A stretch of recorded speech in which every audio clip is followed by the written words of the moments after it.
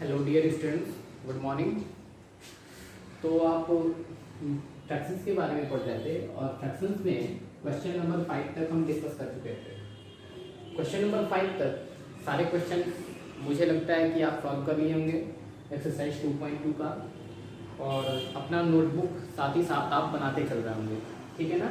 तो नोटबुक बनाते रहिए और जो भी क्वेश्चन अगर समझ में नहीं आता है तो लेक्चर को बार बार देखिए, एक बार नहीं, 2 बार नहीं, वो क्वेश्चन जरूर आपको समझ में आएगा। फिर भी नहीं आता है तो आप मुझसे वो क्वेश्चन फिर से पूछ सकते हो, ठीक है ना। अब हम क्वेश्चन नंबर 6 से डिस्कस करते हैं, ठीक है। मे बी आज ये चैप्टर आपका, इसमें 5 से 7 क्वेश्चंस बचे हुए हैं और इन 5 से 7 क्वेश्चंस को मैं आपको बता करके ये चैप्टर आज ख़त्म कर दूंगा। उसके बाद हम नेक्स्ट चैप्टर पढ़ेंगे और वो चैप्टर आपका होगा डेसिमल का, ठीक है। तो सबसे पहले चलिए देखते हैं क्वेश्चन नंबर 6 है, क्या करना है इसमें। क्वेश्चन नंबर 6 है, राइट द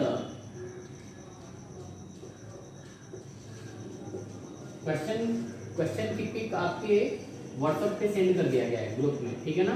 तो right the reciprocal of, reciprocal find करना है और पहला नंबर दिया हुआ है, गिवन है 5/8। तो इस 5/8 का रेसिप्रोकल फाइंड करना है। आप पहले ये समझो कि रेसिप्रोकल का मतलब क्या होता है।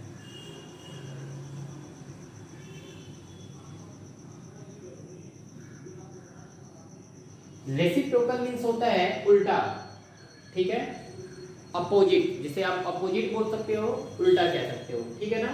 उसी को मैथमेटिक्स की भाषा में, जैसे इंग्लिश में आप अपोजिट बोलते हो, ठीक है, वैसे ही मैथमेटिक्स की भाषा में, मैथमेटिक्स के लैंग्वेज में अपोजिट को रेसिप्रोकल बोलते हैं।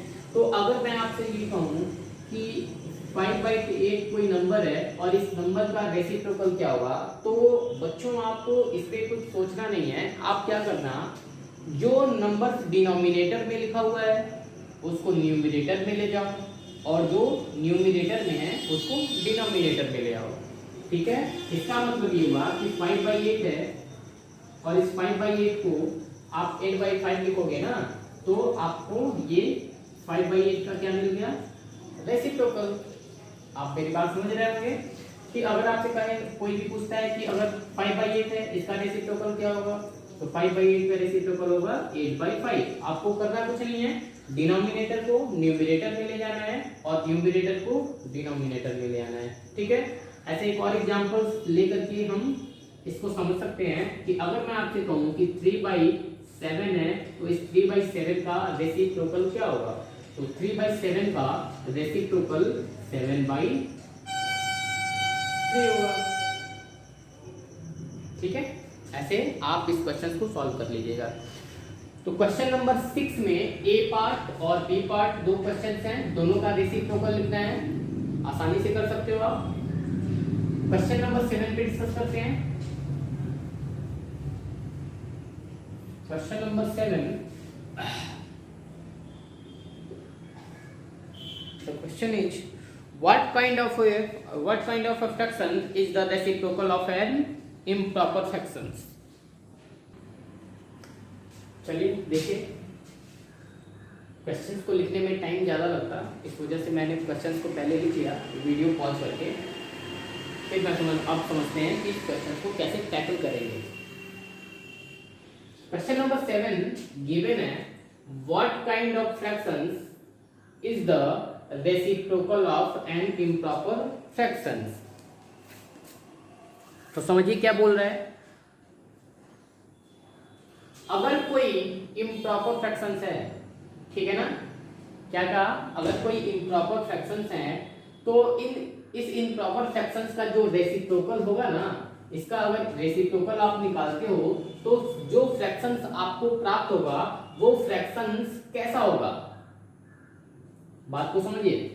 अगर कोई इम्प्रॉपर फ्रैक्शंस है उसका रेसिप्रोकल निकालो आप, रेसिप्रोकल का मतलब है उल्टा, ठीक है। तो रेसिप्रोकल अगर उसका निकालते हो तो उसके बाद जो फ्रैक्शन आएगा वो फ्रैक्शन कैसा फ्रैक्शन होगा, प्रॉपर होगा, इम्प्रॉपर होगा, लाइक होगा, अनलाइक होगा, कैसा फ्रैक्शंस होगा, इसी क्वेश्चन को तो अब बताना है आपको। तो मैं 7th वाले क्वेश्चन को सॉल्व यहाँ पे करता हूँ, ठीक है। सॉल्व कुछ नहीं करना है, ठीक है ना, सिर्फ आपको इसका आंसर लिखना है, ठीक है ना।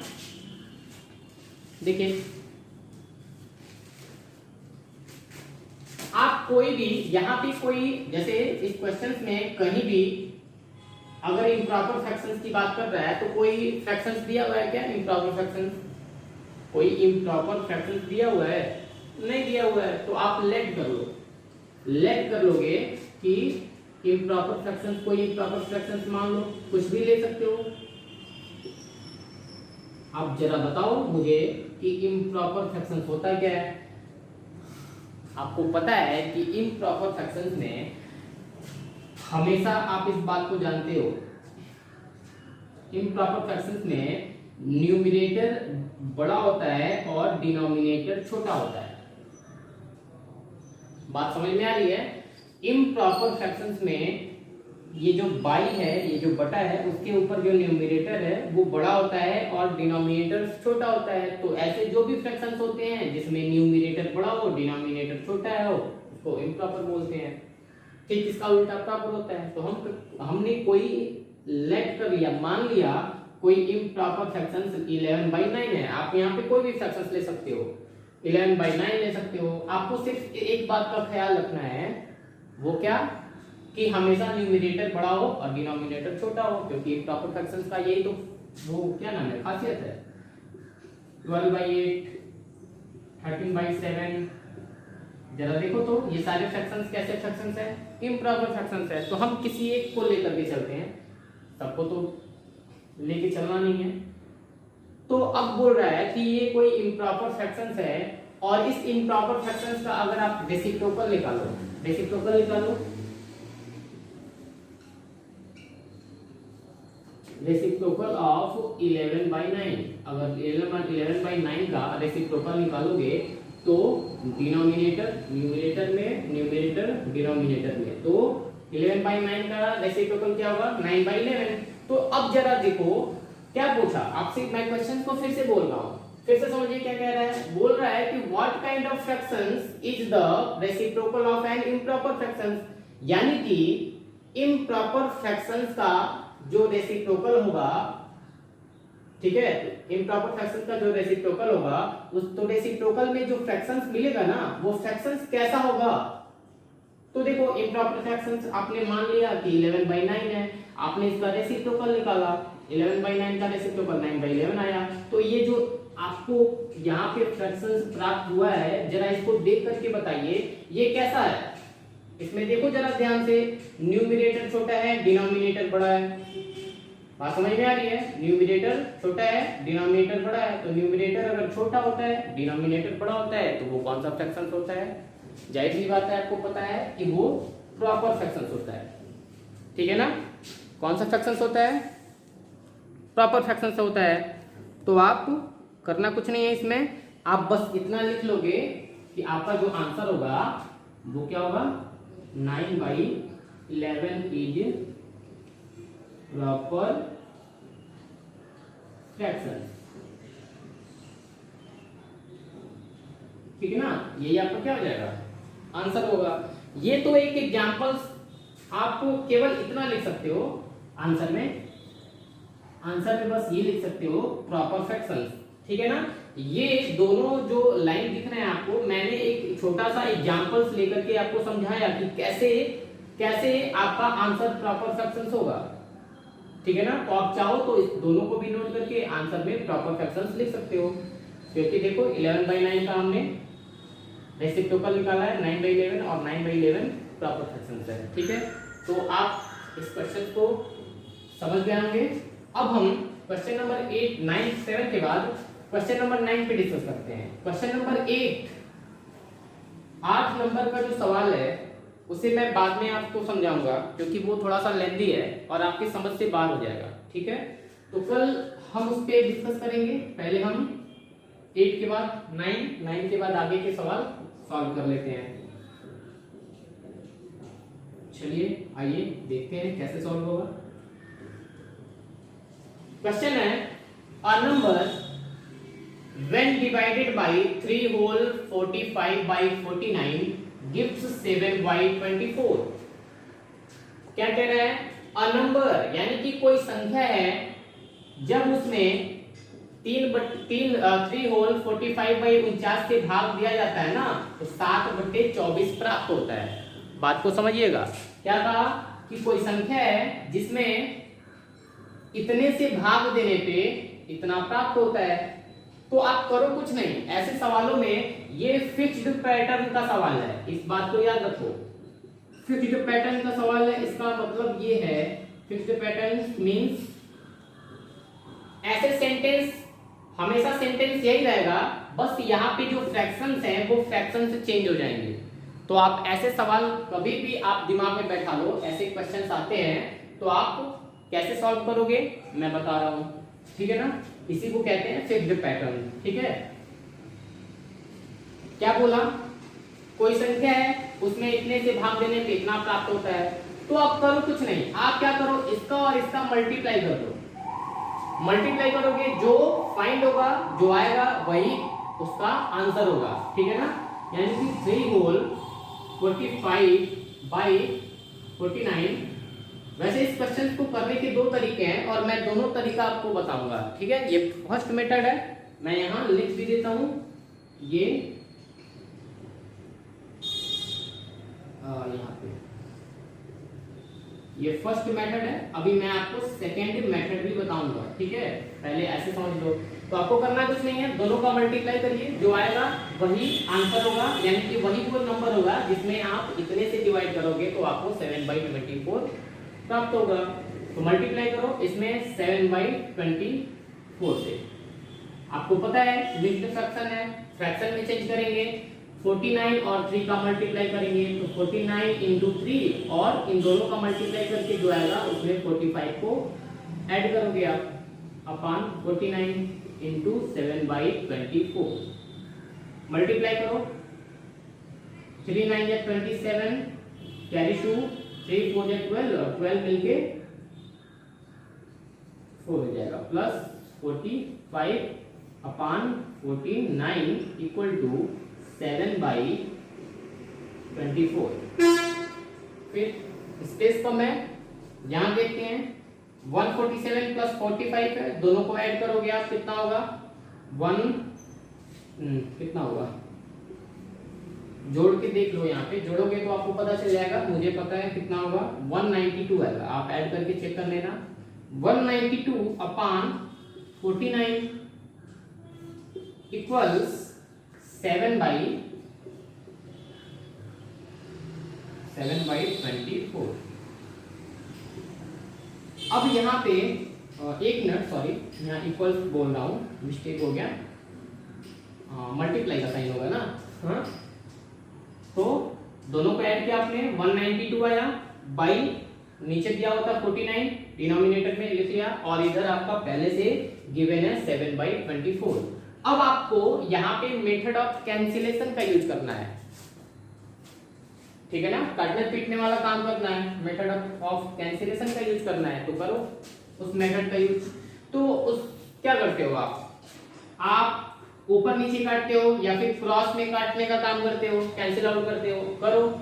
आप देख रहे हो यहाँ 49 है और यहाँ 7 है, तो आपके दिमाग में ये बात याद आ रही होगी कुछ, चाहे ऐसे कहो कि आपके दिमाग में घंटी बज रही होगी कि आप क्या करते हो, आप डिनोमिनेटर से न्यूमिनेटर को कैसे काटते हो, कब काटते हो जरा बताओ। तो आप देखते हो ना कि कोई ऐसा नंबर, कॉमन नंबर ढूंढते हो जिससे कि 7 भी कैंसिल आउट हो जाए और 49 भी कैंसिल आउट हो जाए, यही तो करते हो आप। ऐसा कोई कॉमन नंबर ढूंढते हो जिससे कि 7 भी कटे और 49 भी कटे। तो आपको याद होगा कि 7 खुद एक ऐसा नंबर है जिससे 7 खुद कट जाएगा, 7 से 7 खुद कट जाएगा, और 7 से 49 भी कैंसिल हो जाएगा।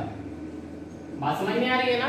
इसका मतलब ये है कि आप इन दोनों नंबर्स को 7 से कैंसिल आउट करोगे, तो 7 7 या 49 और 7 1 या 7। आपको ये बात समझ में आ रही होगी। फिर आप देखो इस वाले नंबर को और इस वाले नंबर को देखो, तो आपको ऐसा नंबर ढूंढना है जिससे कि 24 कटे और 192 भी कट जाए, कैंसिल आउट हो जाए। तो 24 वो खुद नंबर है जो अपने आप से कट जाएगा, 24 1 जा 24 और 24 8 जा होता है 192। आप चेक करके देख लेना, 24 में 8 का मल्टीप्लाई करोगे तो 192 ही आएगा, ठीक है ना। अब क्या हुआ, ऊपर क्या जो लेफ्ट हो गया, जो बच गया, अब आप उसको नोट कर लो। ऊपर इस वाले फ्रैक्शन में ऊपर बचा आपका 7 8 बचा और नीचे बचा 7, मल्टीप्लाई का साइन, यहाँ 1 और नीचे भी क्या बचा 1 में 8 में 1 का मल्टीप्लाई करोगे कोई फर्क नहीं पड़ने वाला है, 80 आएगा। 7 में 1 का मल्टीप्लाई करोगे फिर भी कोई कुछ फर्क पड़ने वाला नहीं है, तो 8/7, ठीक है। अब आप चाहो तो आप देख सकते हो, ये तो आपका आंसर हो गया इतना, आपका आंसर ये भी सही है। लेकिन आप एक बात देखो, क्वेश्चंस में आपका जो सवाल था वो मिक्स्ड फ्रैक्शंस में दिया हुआ था, तो इसका मतलब ये है कि आप इसको देखोगे कि अगर ये मिक्स्ड फ्रैक्शन में चेंज हो जाता है तो इसको आप मिक्स्ड फ्रैक्शन में बदलोगे, चेंज करो। देखो 8 बड़ा है 7 छोटा है, कौन सा फ्रैक्शंस है, इम्प्रॉपर फ्रैक्शंस है। इम्प्रॉपर फ्रैक्शंस में न्यूमरेटर बड़ा होता है, डिनोमिनेटर छोटा होता है, आपको याद है। तो 8 में आप 7 से भाग दे दोगे, 7 1 जा 7, कैरी कितना मिलेगा 1। तो आपको लिखना है, आपको मिक्स्ड फ्रैक्शन में लिखना है, आपको पता है कैसे लिखते हैं। सबसे पहले हम क्या करते हैं, जिससे डिवाइड करते हैं वो तो नीचे ही होता है हमेशा, ये तो जानते हो ना कि जिससे डिवाइड करते हो, भाग दे रहा हो 7 से, उसको नीचे लिखो, ठीक। जो रिमाइंडर होता है, रिमाइंडर तो ये है ना, रिमाइंडर मींस शेषफल, तो जो रिमाइंडर होता है उसको हमेशा हम ऊपर की तरफ लिखते हैं। तो फिर आपका आप इसको लिख लिए, ये लिख चुके हो आप, तो आपका बचा क्या, कोसेंट, और कोसेंट को हमेशा यहाँ लिखते हैं, ठीक है। तो 1 होल 1/7 ही आपका होगा आंसर, ठीक है। तो आप ऐसे इस तरीके से क्वेश्चन नंबर 9 सॉल्व कर सकते हो, आप इसे नोट कर लेना। अब हम देखते हैं क्वेश्चन नंबर 10। तो देखिए आपको दोनों क्वेश्चन अच्छे से व्यू हो रहे होंगे, ठीक है ना, दिख रहा होगा ना। तो आइए समझते हैं कि इन दोनों क्वेश्चन को, क्वेश्चन नंबर 8 10 और 11 को कैसे सॉल्व आउट करेंगे।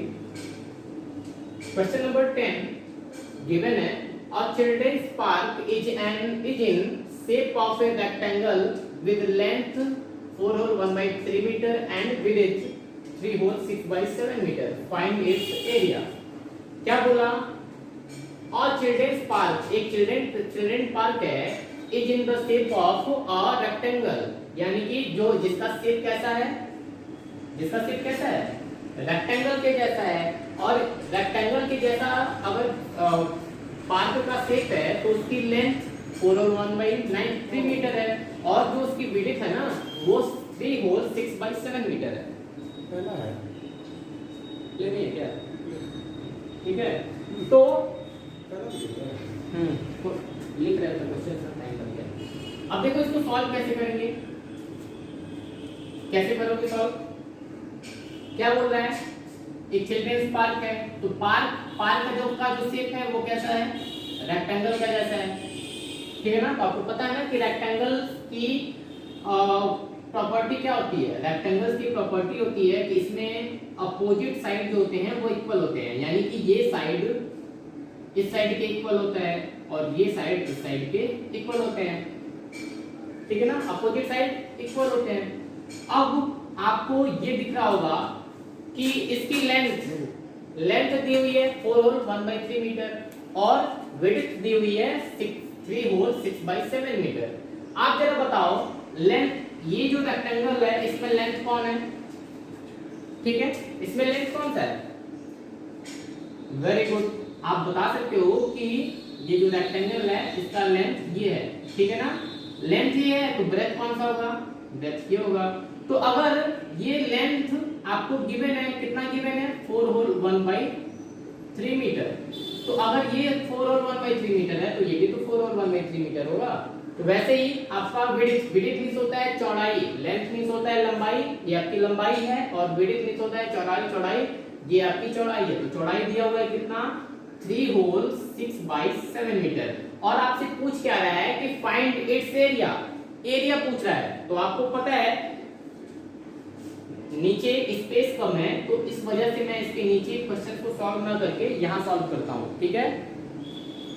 आप उम्मीद है किसी कंफ्यूजन में नहीं पड़ेंगे आप क्वेश्चन को यहां पे मैं सॉल्व कर रहा हूं। देखिए तो आपको क्या पूछ रहा है, एरिया पूछ रहा है।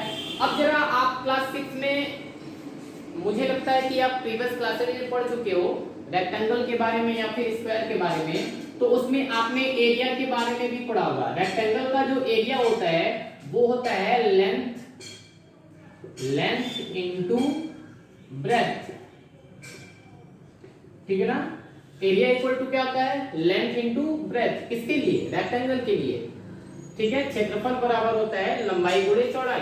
अब देखो यहाँ विड्थ और ब्रेथ बात एक ही है, तो हम ब्रेथ को हटा करके यहाँ पे विड्थ लिख देते हैं ताकि आपको कोई कंफ्यूजन ना हो।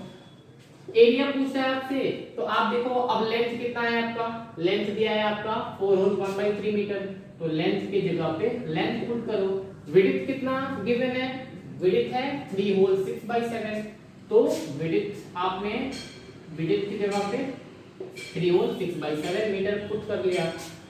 अब आप इन दोनों को सॉल्व करोगे, जो आएगा वही आपके रेक्टेंगल का एरिया होगा। बात समझ में आ गई।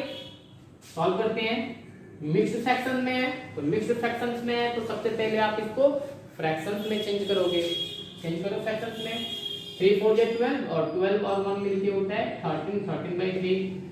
ऐसे इसको चेंज करोगे, 7 3 जा 21, 21 और 6 मिलके 27/7 हो गया मीटर। फिर आप देखोगे क्या करते हो, आप पहले इसको मल्टीप्लाई, ऊपर का ऊपर नीचे का नीचे मल्टीप्लाई नहीं करोगे। आप देखोगे पहले कि अगर यहाँ पे कहीं पे कोई कैंसिल आउट हो रहा है तो पहले आप उसको कैंसिल आउट करोगे। तो आप देख सकते हो यहाँ 13 है, यहाँ 3 है, तो क्या ये 13 3 से कैंसिल आउट होगा? क्या इन दोनों में कोई ऐसा कॉमन नंबर है जिससे कि 13 और 3 दोनों कैंसिल आउट हो जाए? नहीं है। ऐसे चेक कर लो, 13 और 7 को ले लो, कोई कॉमन नंबर है जिससे 7 और 13 दोनों कटे? नहीं कटेगा, क्योंकि ये दोनों नंबर प्राइम नंबर है। 27 और 7 में देख लो, कोई कॉमन नंबर है क्या जिससे कि जिसके टेबल में 27 भी आता हो 7 भी आता हो? कोई नहीं है। लेकिन अगर आप 3 और 27 को लोगे तो देखोगे 3 और 27 में कोई एक कॉमन नंबर जरूर मिलेगा जिससे कि 3 भी कैंसिल आउट होगा और 27 भी कैंसिल आउट होगा। तो वो नंबर कौन सा है?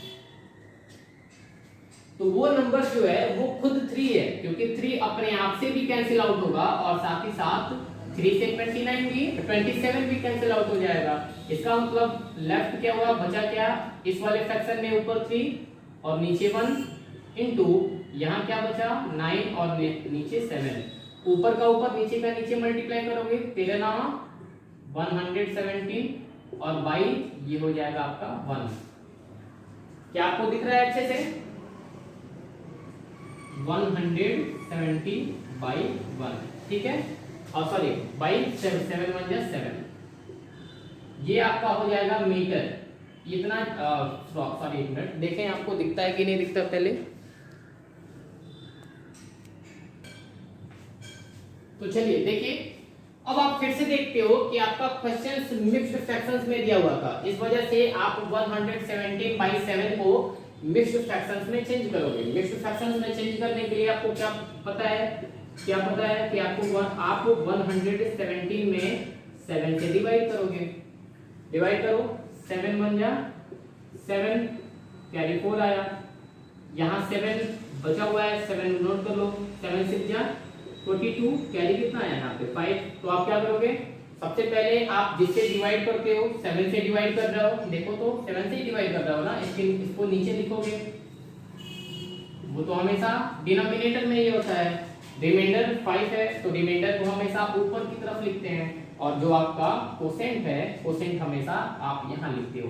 तो आपका जो आंसर होगा 16 होल 5/7 मीटर स्क्वायर होगा। आप इस बात को याद रखिएगा, कभी भी आप क्वेश्चन को सॉल्व करने के बाद अगर देखो यहाँ पे देख रहे हो ना, लेंथ मीटर में दिया हुआ है और ब्रेथ भी मीटर में दिया हुआ है, तो इस क्वेश्चन में ये जो है इसका यूनिट है, यूनिट मींस होता है मात्रक, तो यूनिट लिखना बहुत जरूरी है, और नहीं लिखोगे तो आपका नंबर्स एग्जाम में कट सकता है, ठीक है ना। तो एरिया कभी भी निकालते हैं, तो एरिया निकालने के बाद जो आपका एरिया आया है उसका जो यूनिट होगा ना वो मीटर स्क्वायर होगा। क्यों मीटर स्क्वायर होगा, देखो तो जरा, 4 और 1/3 भी मीटर है और ये भी मीटर में है, तो मीटर में मीटर का मल्टीप्लाई होगा तो मीटर स्क्वायर होगा। आप इसे नोट कर लेना। अब हम देखते हैं क्वेश्चन नंबर 11। क्वेश्चन नंबर 11 कैसे सॉल्व होगा,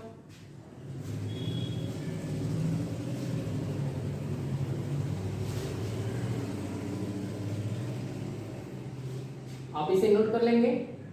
हो गया नोट, चलिए इसे इरेज करते हैं। देखो नीचे स्पेस कम है, इस वजह से हम इस क्वेश्चन को यहां डिस्कस करेंगे, यहां पे सॉर्ट आउट करेंगे।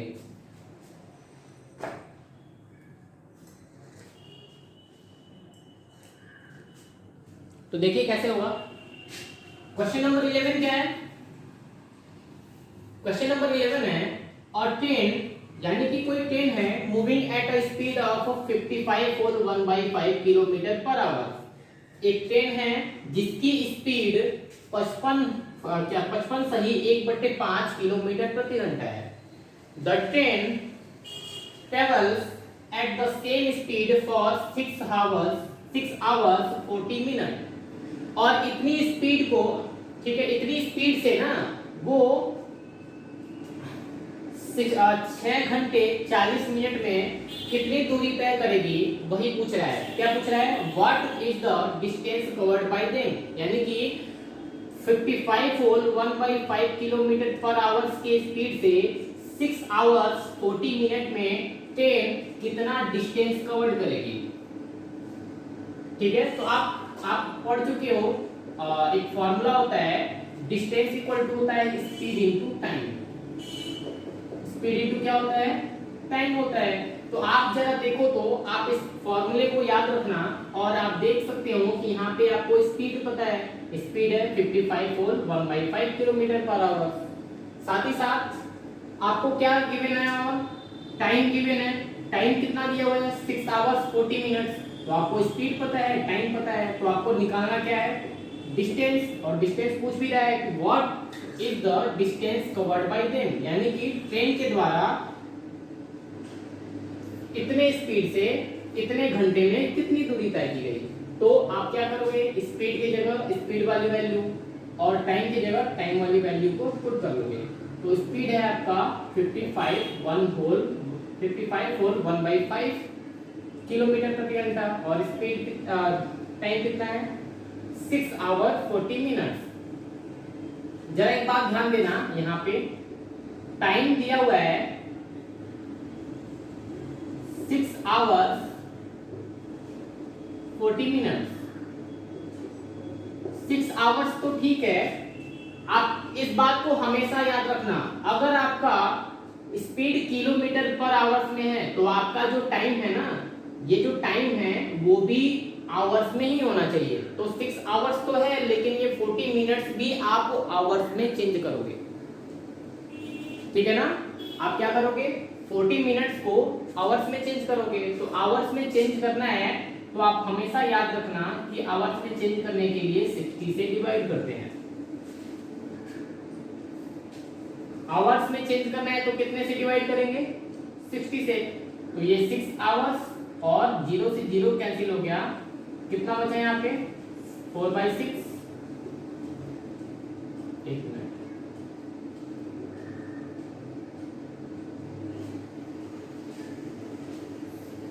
यहाँ ऐसे लिख लो, इसको कंफ्यूजन नहीं होगा। Equal to 6 hours plus 40 minute है, आवर्स में चेंज करना है तो 60 से डिवाइड करो, कितना आवर्स, 6 आवर्स प्लस 0 से 0 कैंसिल आउट हो गया, और 2 2 जा 4, 2 3 जा 6, यानी कि कितना मिला, 2/3 आवर्स। दोनों ऐड होगा तो कितना आ जाएगा, दोनों ऐड होगा तो आएगा 6 होल 2/3 आवर्स। ठीक है ना। आप इसको किनारे ऐसे नोट कर देना, यानी कि टाइम आपका गिवन है 6 होल 1/3 आवर्स। अब इसे दोनों को सॉल्व करेंगे, जो आएगा वही आपका क्या होगा, आंसर होगा। तो आप इन दोनों को, ये मिक्स्ड फ्रैक्शन में है, इसको फ्रैक्शन में बदल करके सॉल्व करिएगा, जो आएगा वही आपका क्या हो जाएगा, आंसर हो जाएगा। अब हम क्वेश्चन नंबर क्या क्या बचे हुए हैं, 12, 13 और 14, इनको सॉल्व करते हैं।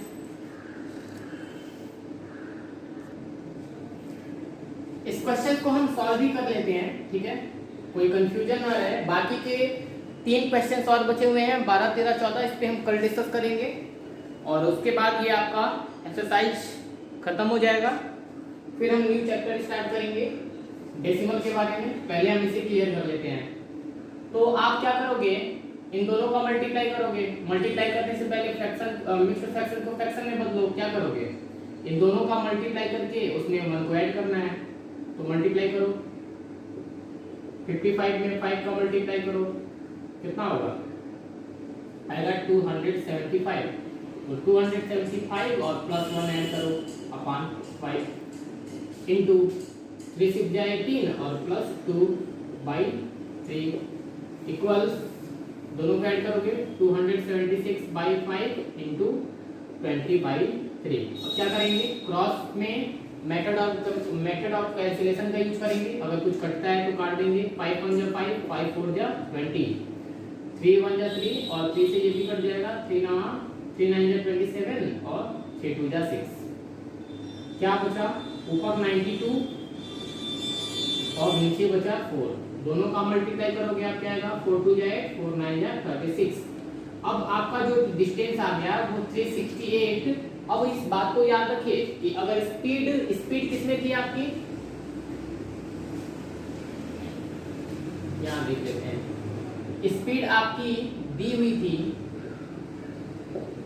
55 होल 1/5 km/h, ठीक है। तो आपकी स्पीड किसमें दी हुई है, km/h में है, किलोमीटर में दी हुई है ना, तो आपका जो डिस्टेंस होगा वो भी होगा किलोमीटर में। अगर आपकी स्पीड दी हुई होती मीटर/सेकंड में, तो आपका डिस्टेंस भी किसमें होता, मीटर में होता। तो आपको ये फर्क समझ में आ रहा होगा, ये किलोमीटर है और ये भी किसमें दिया हुआ है, km/h में। तो आपको यहाँ तक क्वेश्चन को सॉल्व कर लेंगे, ठीक है। अगर कोई डाउट होगा तो आप मुझे मैसेज करके उस क्वेश्चन को पूछ सकते हैं। आज के लिए इतना ही, मिलते हैं अगली क्लास में। Thank you so much.